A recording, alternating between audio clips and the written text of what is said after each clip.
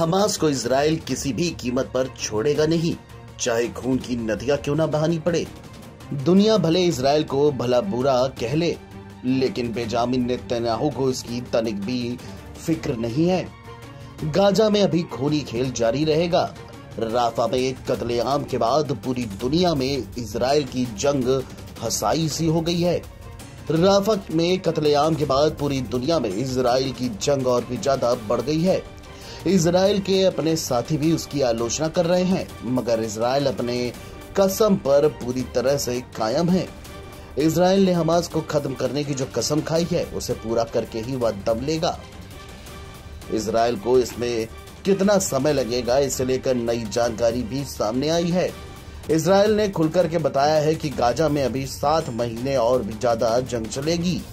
Media report की माने तो एक इजरायली अफसर ने बुधवार को चेतावनी दी कि गाजा में युद्ध साल के अंत तक जारी रह सकता है। बीते दिनों राफा में इजराइल के हमले से 45 से भी ज्यादा आम लोग मारे गए थे। इजराइल की पूरी दुनिया में आलोचना भी हुई।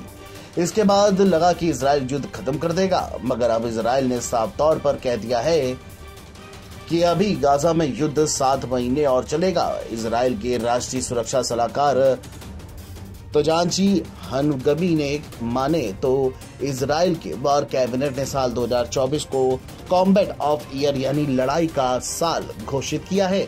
हनेगबी ने कहा कि अब 2024 के 5वें महीने में है। इसका मतलब है कि हमने अपने मिशन में कामयाब होने और हमास को पूरी तरह से खत्म करने के अपने लक्ष्य को प्राप्त करने में इजराइल को 7 महीने और लग सकते हैं।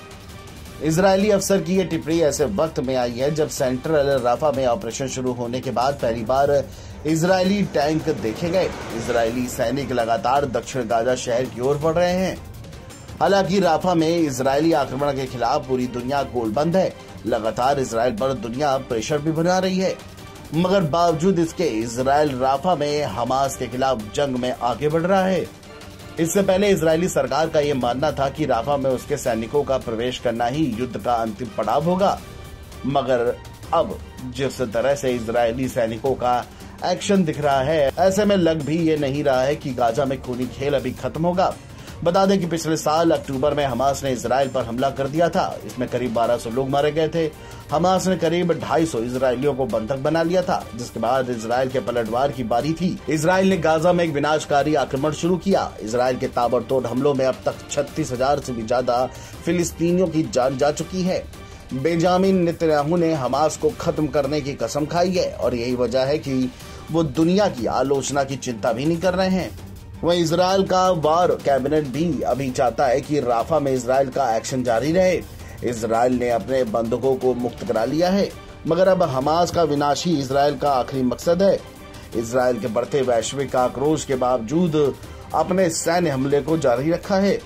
बीते रविवार को इजरायली हवाई हमले में कम से कम 45 लोग मारे गए और 200 से ज्यादा गंभीर रूप से जख्मी हैं। इजराइल का यह हमला विस्थापितों के शिविर में था। हालांकि बाद में बेंजामिन नेतन्याहू ने इसे दुखद बताकर अपनी गलती मानी। अमेरिका भले ही मौतों को लेकर इजराइल की आलोचना कर रहा है, मगर उसने कभी भी खुलकर इजराइल को युद्ध खत्म करने को नहीं कहा है। जबकि इंटरनेशनल कोर्ट ऑफ जस्टिस ने इजराइल को राफा में तुरंत युद्ध रोकने को कहा है। बहरहाल देखना ये होगा कि इजराइल ने जो 7 और महीने की डेडलाइन दी है, क्या वह इससे पहले खत्म होती है या उसके बाद भी युद्ध जारी रहता है। Video desk NBT online.